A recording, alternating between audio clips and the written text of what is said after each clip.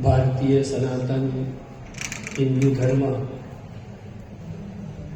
એની મુખ્ય 4 માન્યતાઓ છે. પહેલી છે અવતારવાદ, બીજી છે પુનર્જન્મવાદ, ત્રીજી કર્મવાદ અને ચોથી છે મૂર્તિ પૂજા.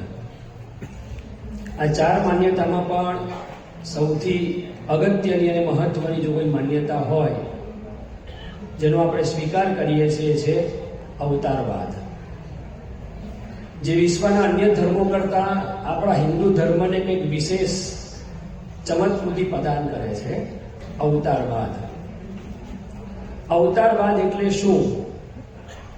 તો અવતારવાદ એટલે ભગવાન પોતાના ધામમાંથી વિવિધ કાર્યોની સિદ્ધિ માટે પોતાની ઈચ્છા પ્રમાણે, પોતાની મરજી પ્રમાણે અલગ અલગ યોનિમાં જે પૃથ્વી ઉપર જન્મ ધારણ કરે અને પોતાના ભક્તોને સુખ આપે, કાર્યની સિદ્ધિ કરે, એને અવતારવાદ કહેવાય. ભગવાન પોતાના ધામમાંથી પૃથ્વી ઉપર જન્મ ધારણ કરે છે. ભગવાન શ્રી કૃષ્ણે શ્રીમદ ભગવદ્ ગીતાના 4થા અધ્યાયમાં અવતાર ધર્યાનું પ્રયોજન એ જણાવતા વાત કરી છે કે યદા યદા હિ ધર્મસ્ય ગ્લાનિર્ભવતિ ભારત અભ્યુત્થાનમ અધર્મસ્ય તદાત્માનમ સૃજામ્યહમ પરિત્રાણાય સાધૂનામ વિનાશાય ચ દુષ્કૃતામ ધર્મ સંસ્થાપનાર્થાય સંભવામિ યુગે યુગે. એટલે કે જ્યારે જ્યારે ધર્મની હાનિ થાય છે, અધર્મની વૃદ્ધિ થાય છે, ત્યારે ત્યારે સંતોના રક્ષણ માટે, ધર્મના સ્થાપન માટે હું પ્રત્યેક યુગની અંદર કહેતા કે ભગવાન એ અવતાર ધારણ કરતા હોય છે. આ જ વાતને ભગવાન સ્વામિનારાયણ વચનામૃત છે કાર્યણી પ્રકરણનું 5મું પરમહંસોએ નામ આપ્યું છે અવતાર ધર્યાના પ્રયોજનનું. એની અંદર મહારાજ આ જ ગીતાના સંદર્ભની પુષ્ટિ આપતા કહે છે કે ભગવાન જે અવતાર ધારણ કરે છે પોતાના જે પ્રેમી ભક્તો તેના મનોરથ પૂરા કરવા એ જ ભગવાનને અવતાર ધર્યાનું પ્રયોજન છે. અને તે વેળું અસંખ્ય જીવનું કલ્યાણ પણ કરે છે અને સાથે સાથે ધર્મનું સ્થાપન પણ કરે છે. તો આ રીતે ભગવાનની પૃથ્વી ઉપર અવતાર ધારણ કરે છે. આજે આપણે ભગવાન શ્રીરામ, મર્યાદા પુરુષોત્તમ ભગવાન શ્રીરામ, એમનો અવતાર શા માટે થયો? સતયુગ અને ત્રેતાયુગના સંધિકાળની અંદર ભગવાને રામાવતાર ધારણ કર્યો. કયું કાર્ય સિદ્ધ કરવાનું હતું? કોને કોને કયા કયા પ્રેમી ભક્તોને સુખ આપવાનું હતું? તો ભગવાન શ્રીરામ એમનો જે અવતાર, એની પાછળની ઘણી બધી કથાઓ છે, પરંતુ એનું મુખ્ય કારણ છે, મુખ્ય કથા છે જય અને વિજયનો મોક્ષ કરવો. શ્રીમદ ભાગવત મહાપુરાણમાં આ કથા આવે છે. વૈકુંઠ લોકની અંદર ભગવાનના પાર્ષદ, ભગવાનના દ્વાર પણ એવા જય અને વિજય એ બહાર ધામની રક્ષામાં ઊભા હતા, પહેરો ભરતા હતા. અને એ સમયે સનકાદિક ઋષિઓ જે બાળ અવસ્થામાં હોય છે એ બધા ત્યાં પધાર્યા ભગવાનના દર્શન કરવા માટે. અને તે વખતે આ જય વિજય થોડા કેફમાં આવી ગયા, કારણ કે ભગવાન નહીં સમીપમાં હતા, નજીકમાં હતા, એટલે કેફ હોય એટલે એમણે આ સનકાદિક ઋષિનું અપમાન કર્યું, એમની મશ્કરી કરી. અને એને લઈને આ ઋષિઓએ આ જયને વિજયને શાપ આપ્યો કે તમે 3 જન્મ સુધી રાક્ષસ યોનિમાં તમારો જન્મ થશે. અને અંદર લખ્યું છે ભગવાન ત્યાં પધાર્યા, એમણે પણ કહ્યું કે ના, આ શાપ મેં બરાબર આપ્યો છો, કે કંઈક દયા કરો. એટલે વાત કરી કે તમે રાક્ષસ યોનિમાં તમારો જન્મ થયો છે, પણ ભગવાન તમારા મોક્ષ માટે, તમારા ઉદ્ધાર માટે અવતાર ધારણ કરશે. તો 3 જન્મ.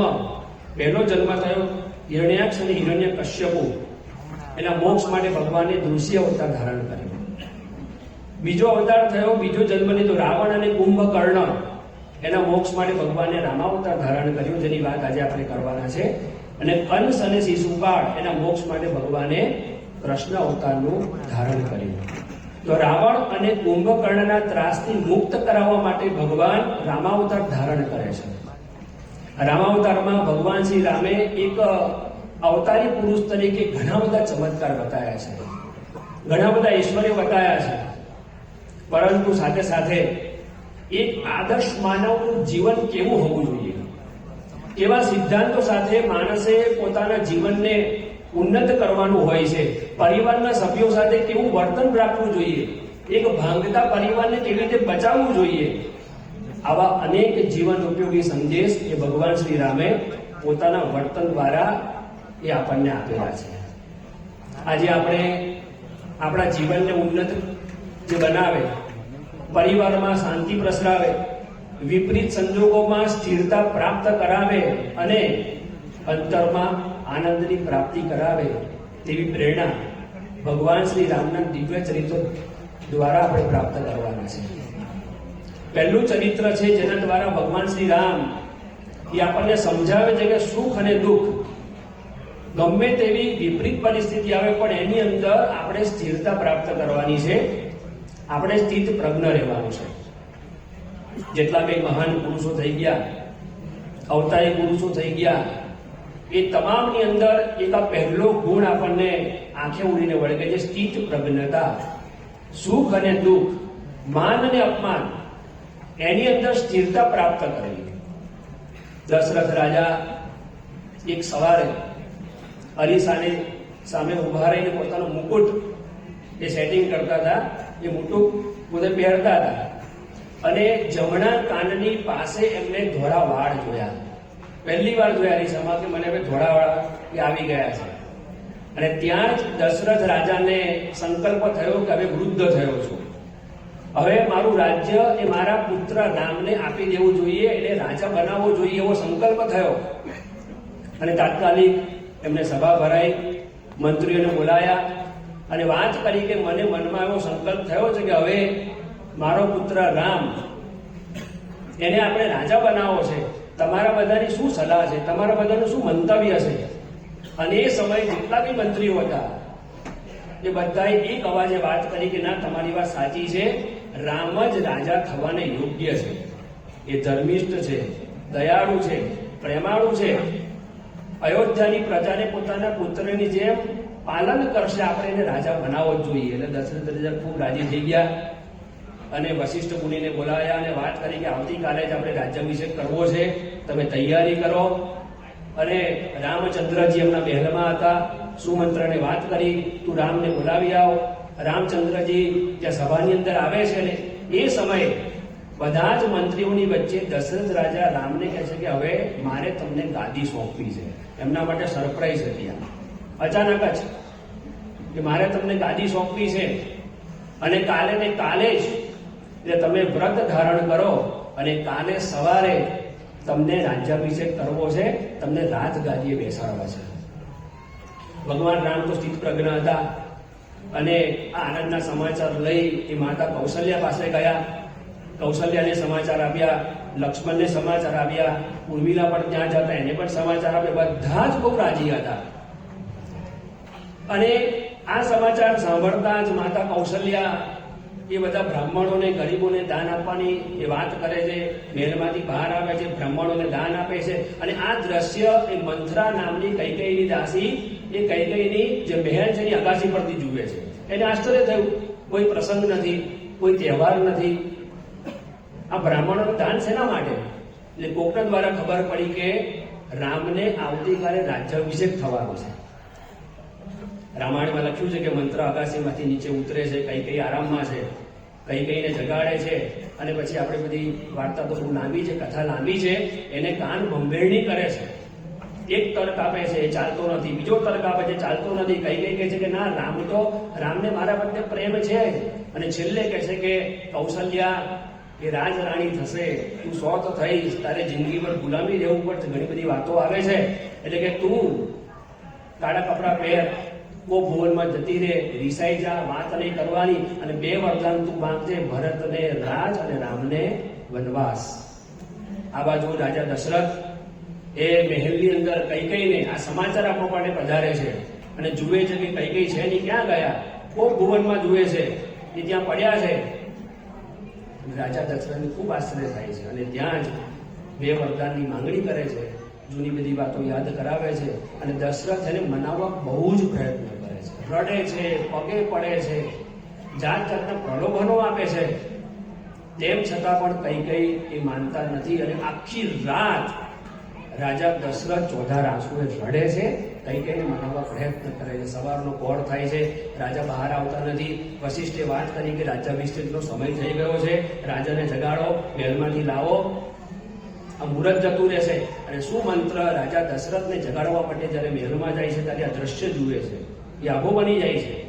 કંઈક ખોટું થયું છે, કંઈક અનિષ્ટ થઈ રહ્યું છે. અને રાજા દશરથ એને કહે છે કે તમે રામને બોલાવો. એટલે રામને બોલાવવા જાય છે. તે વખતે વાલ્મીકી રામાયણમાં અને રામચરિત માનસમાં ખૂબ સુંદર વર્ણન કર્યું છે. જ્યારે રામચંદ્રજી પોતાના મહેલમાંથી બહાર નીકળે છે તે વખતે અયોધ્યાની કેવી સ્થિતિ છે. ચારે બાજુ તરોડો લાગ્યા છે, ચારે બાજુ પાણીના છંટકાવ થઈ ગયા છે, આનંદ ઉત્સાહ છે. બધા રામને વધાવવા માટે જાત જાતના બધી ગિફ્ટ લઈને પધાર્યા છે, રામને વધાવવા છે, રામને મળવું છે. રામની દ્રષ્ટિ મારી ઉપર પડી જાય, ટોળે ટોળા રામને વધાવવા આવે છે. ખૂબ સુંદર, ખૂબ દિવ્ય વાતાવરણ છે. અને એ વાતાવરણમાંથી પસાર થઈને આ રામચંદ્રજી દશરથને મળવા મહેલમાં પધારે છે. અને તે સમયે આ દ્રશ્ય જુએ છે.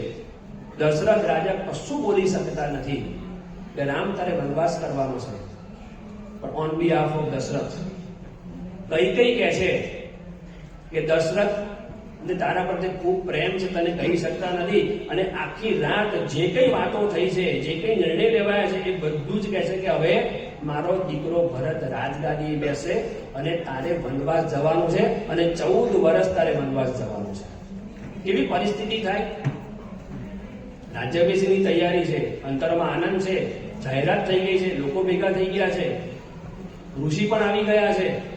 અને બીજા દિવસની સવારે એને જંગલમાં જવાનો આદેશ પ્રાપ્ત થાય છે. કોઈ સામાન્ય માણસો કેવી સ્થિતિ થાય? અહીંયા રામાયણમાં લખ્યું છે કે રામચંદ્રજી એકદમ સ્થિર છે.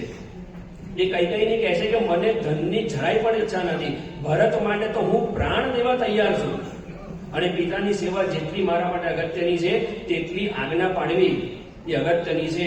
એમ કહીને દશરથ રાજાને પગે લાગે છે, કઈ માતાને પગે લાગે છે, અને ત્યાંથી પોતે નીકળી જાય છે. અને ત્યાંથી નીકળી અને વનમાં જવાની તૈયારી કરે છે. ભગવાન રામ આપણને શું શીખવાડે છે કે ગમે તેવી પરિસ્થિતિ આવે એની અંદર આપણે શું શીખવાનું છે? તો પહેલી પરિસ્થિતિ છે કે સૌ પ્રથમ એમને છે ને પરિવારનો વિચાર કર્યો. ભગવાન રામે શું કર્યું છે? સૌ પ્રથમ એમને પરિવારનો વિચાર કર્યો છે. સ્થિત પ્રજ્ઞતા તો રાખી જ છે, સ્થિર રહ્યા છે, એ ડગ્યા નથી. એ સમજાવે છે કે આવી પરિસ્થિતિ જીવનમાં આવશે. અચાનક સુખમાંથી આપણું જીવન અચાનક દુઃખમાં પરિવર્તિત થઈ શકે છે. એ પરિસ્થિતિમાં આપણે શું કરવાનું છે? તો ભગવાન રામ એ આપણને કહે છે કે એ પરિસ્થિતિનો સ્વીકાર કરતા શીખો. ભગવાન રામે એવું ન વિચાર્યું કે મારો શું વાંક, મેં કોઈનું ખોટું કર્યું નથી, બધાની મદદ કરી છે, અને મારી સાથે જ આવું કેમ થયું? રામાયણ કહે છે કે ભગવાન રામની એક મુખની રેખા પણ તે વખતે બદલાઈ નહોતી. જ્યારે રાજ્યાભિષેકની વાત કરી તે વખતે જેવું મુખારવિંદ ભગવાન રામનું હતું ને, એવું જ મુખારવિંદ જ્યારે વનમાં જવાની આજ્ઞા થઈ ને તે વખતે એ જ મુખારવિંદ ભગવાન શ્રી રામનું હતું. સ્થિત પ્રજ્ઞતા, સ્થિરતા આ મહાન પુરુષોનું, સત્પુરુષોનું લક્ષણ છે. આપણે બધા પ્રસંગ જાણીએ છીએ. પરમ પૂજ્ય પ્રમુખ સાઈ મહારાજનો આફ્રિકા જવાની તૈયારી હતી, પ્લેનમાં બેસી ગયા, પ્લેન ત્યાં ઉતર્યું અને ત્યાં જાહેરાત થઈ કે કોઈએ ઉતરવાનું નથી. પહેલા એમ જાહેરાત થઈ કે પ્રમુખ સાઈ મહારાજ પાછા જાય અને સંતો બધા ઉતરશે. ફરી બીજી જાહેરાત થઈ કે પ્રમુખ સ્વામી એમ પાર્ટી ગો બેક. અરે સામે હરિભક્તો દેખાય છે, હાથ લઈને ઉભા છે, બધામાં ઉભા છે, બધા કાર્યક્રમો નક્કી થઈ ગયા છે. અને કહેવાય કે લીલા તોરણ, ગુજરાતી ભાષામાં લીલા તોરણે પ્રમુખ સાઈ મહારાજ અને બધા જ સંતો પાછા આવ્યા છે. અને પૂજ્ય કોઠારી બાપા, એમને પણ આપણે ધન્યવાદ આપીએ કે પ્લેનની અંદર કોઠારી બાપાએ ડાયરી આપી પાછી સ્વામીને, સ્વામી આશીર્વાદ લખી આપો. અને પરમ પૂજ્ય પ્રમુખ સ્વામી આશીર્વાદ લખી આપ્યા છે એમની પાસે. અને રાત્રે 2, 2:30, 3 વાગે જયારે સ્વામી પાછા આવ્યા અને સવારે આઈને તો સ્વામી સુઈ ગયા, પણ કે ભાઈ ઠાકોરજી ભૂખ્યા છે તો કે ત્યાં જઈને થાળ ધરાવવાનો. તો પછી તો ઠાકોરજીને થાળ કરો. સવારે હરિભોગ તો આવ્યા ને તો 200 રૂપિયા દર્શન આપે છે. ડોક્ટર સ્વામી કે 2 નથી, એના એ જ આવ્યા છે. બહુ સરસ ડોક્ટર સ્વામી આખા પ્રસંગનું વર્ણન કરે છે, પણ સ્થિરતા, ધીરતા અને પ્રથમનું 74મું એક કોકવાર આપણે સાંભળીશું અહીંયા, એટલું બધું હાસ્ય બાપાના મુખની અંદર બધાને હસાવે છે.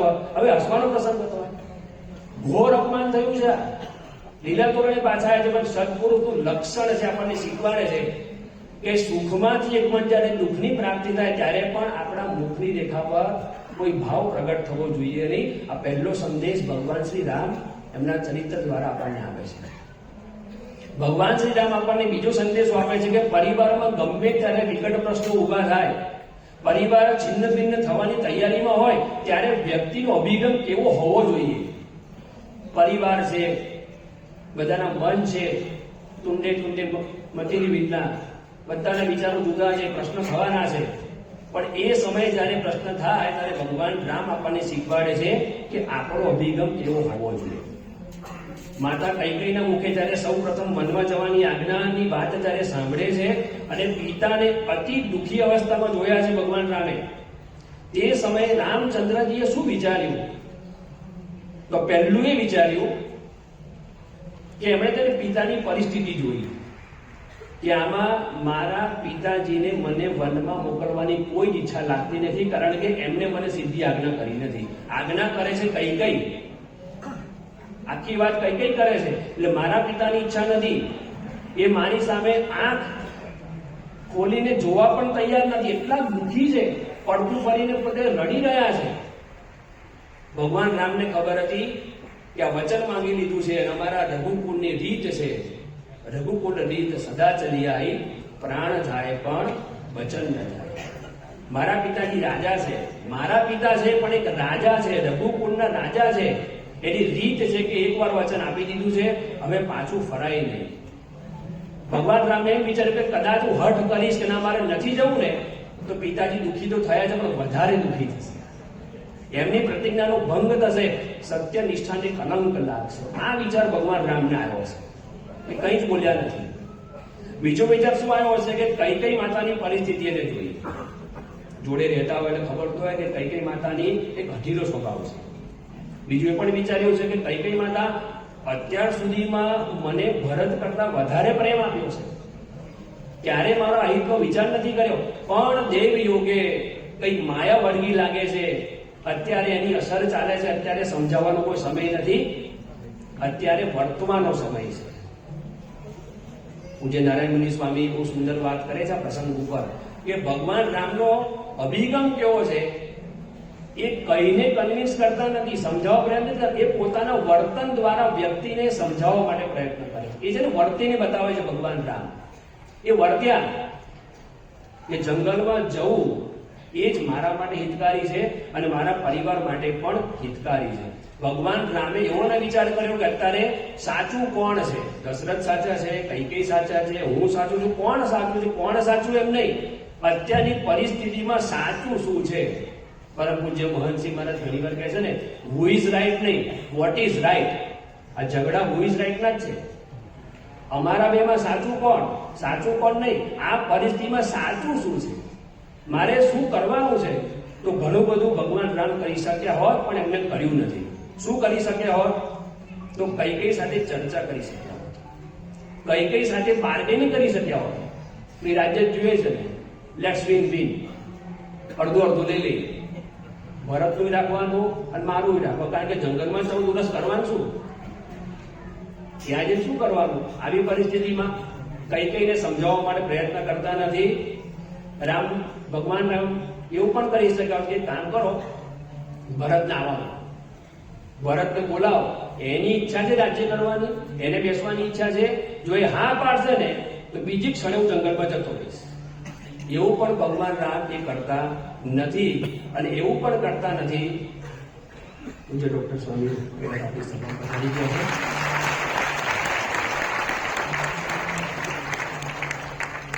ભગવાન રામ એવું પણ કરતા નથી કે મંત્રીને બોલાવો, અયોધ્યાવાસીને બોલાવો, લક્ષ્મણને બોલાવો, બધાને ભેગા કરો અને બધા જો મને ભેગા થઈને કહેશે તો હું કરીશ. કદાચ બળવો પણ કરી શક્યા હોત.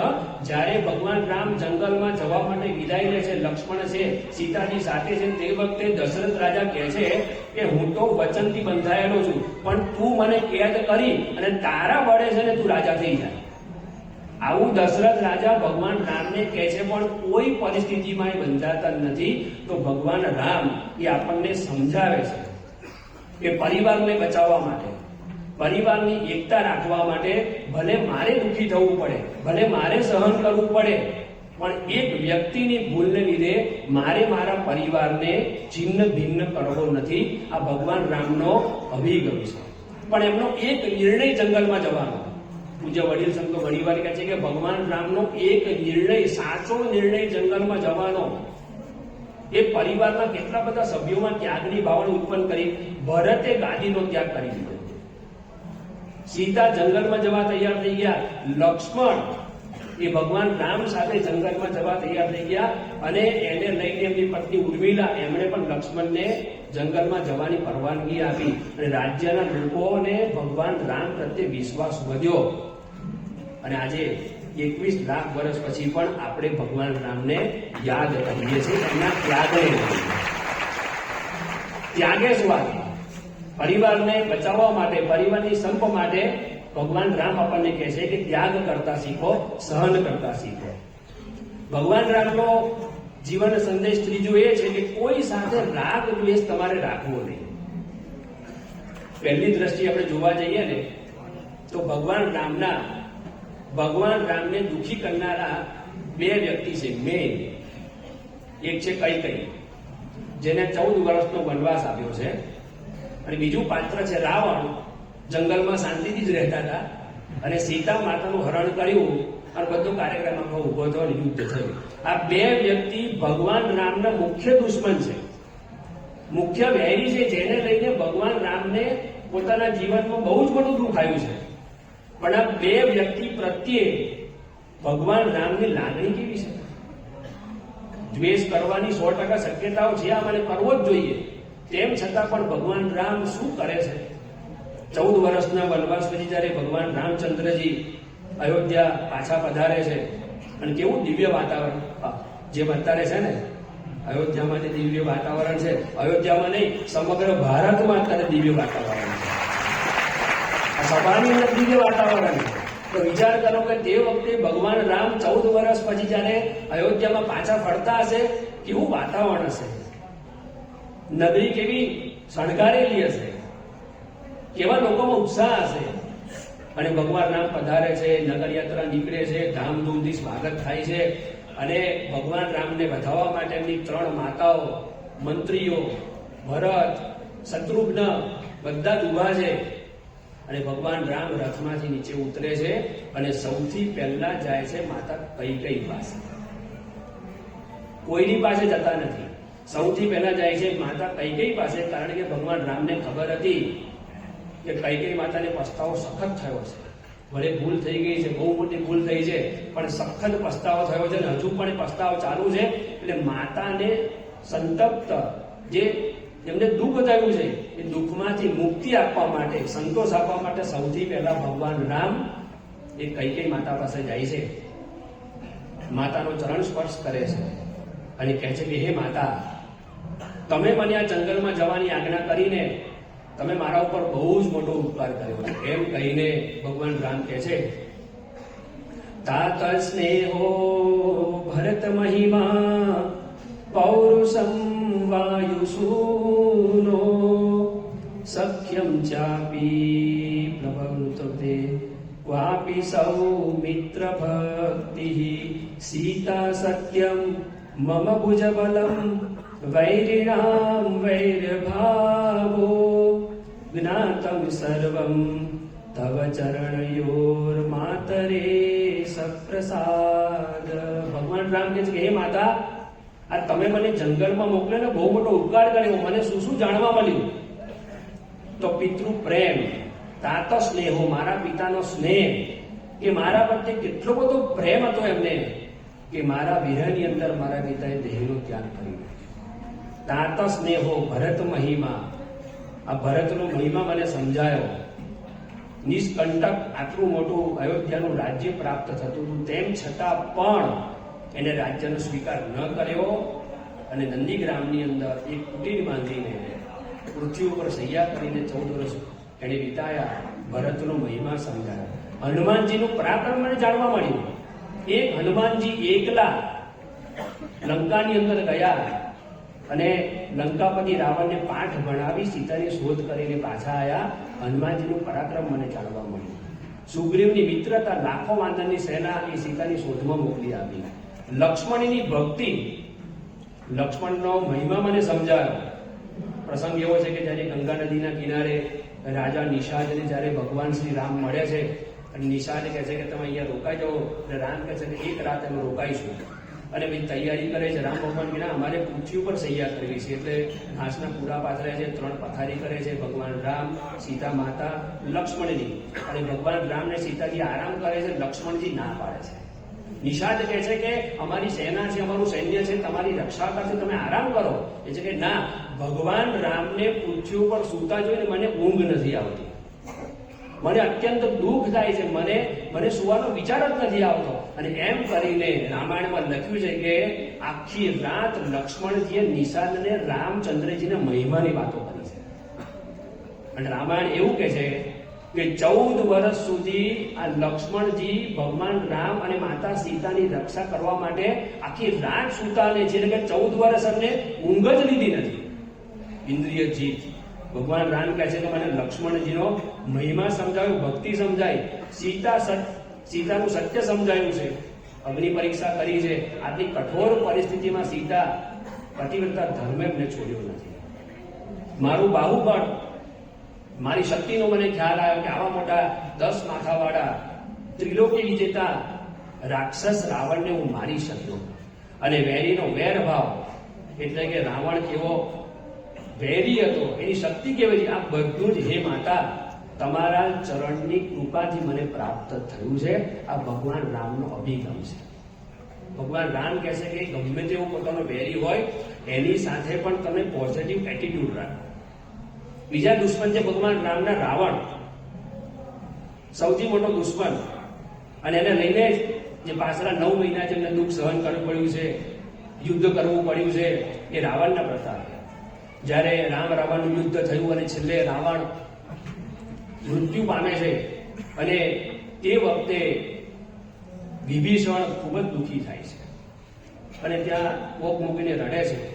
અને તે વખતે ભગવાન રામ આ વિભીષણને રાવણનો મહિમા કહે છે. વિચાર તો કરો તમે, કોઈ દિવસ પોતાના દુશ્મનનો મહિમા કહી ના શકાય. ભગવાન રામ વિભીષણને રાવણનો મહિમા કહે છે કે રાવણ અસમર્થ થઈને મૃત્યુ નથી પામ્યો, તેણે પ્રચંડ પરાક્રમ કર્યું છે, તેને મૃત્યુનો ભય ન હતો, વીરોને શોભે તેવી ગતિને પામ્યો છે, માટે તમે શોક ન કરો.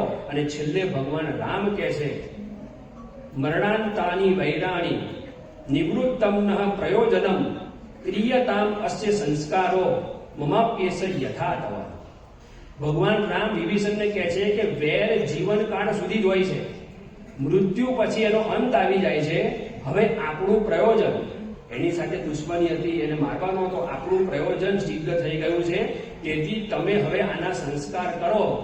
અત્યારે આ જેવો તમારો સ્નેહને પાત્ર છે ને, એવો જ પણ મારો સ્નેહને પાત્ર છે રાવણ. ભગવાન રામ કહે છે વિભીષણ, અત્યારે જેવો સ્નેહ તમને રાવણ પાસે તમારો સ્નેહનો પાત્ર છે ને, એવો જ સ્નેહનો પાત્ર રાવણ મારો પણ છે.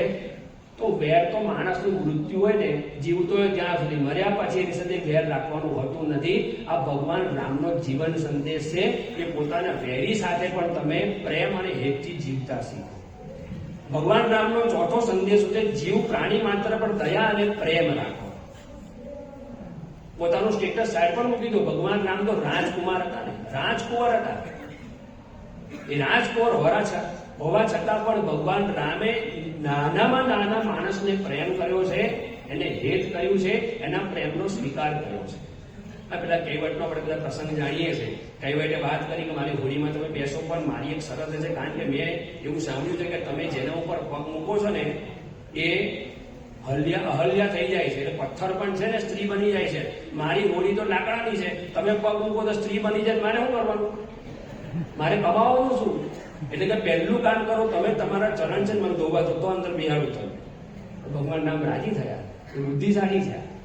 આવો વિચાર કોઈને ના આવે. એટલે ભગવાન રામ ખૂબ જ પ્રેમથી એને ચરણ ધોવા દે છે, નાવડીમાં બેસી સામે કિનારે જાય છે અને ભગવાન રામ ખૂબ રાજી થાય છે. પેલો જે કહેવત છે ભગવાનને દંડવટ કરે છે અને ભગવાન રામ કઈ આપવા માટે પ્રયત્ન કરે છે, પણ મુનિ વેશમાં તો શું આપે? એટલે સીતાજીએ પોતાની બીજી ગાડી કરવા એને આપો.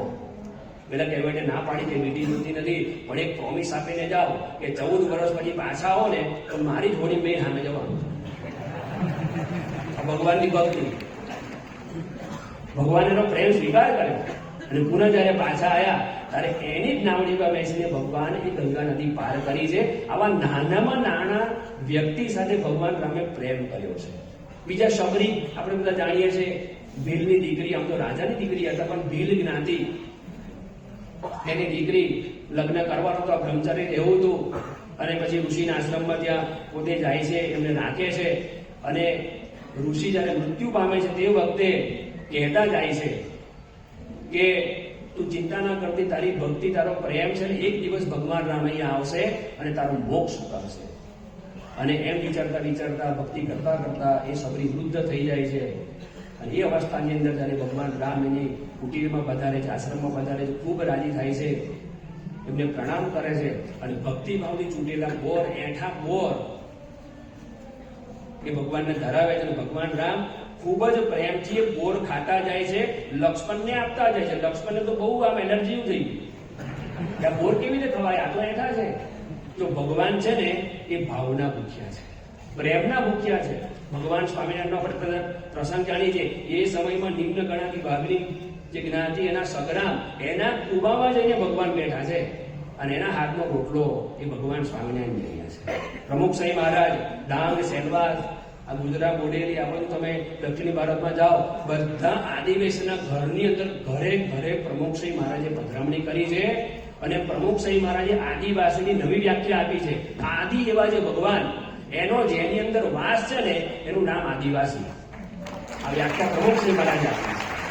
તો ગમે તેવો નાનો માણસ હોય, ગમે તેવો નીચો માણસ હોય, આપણે ભલે ગમે એટલા રૂપવાન હોય, સ્વરૂપવાન હોય, બુદ્ધિશાળી હોય, પણ દરેક વ્યક્તિ સાથે પ્રેમ કરતા શીખવા ભગવાન રામનો આ 5મો જીવન સંદેશ છે.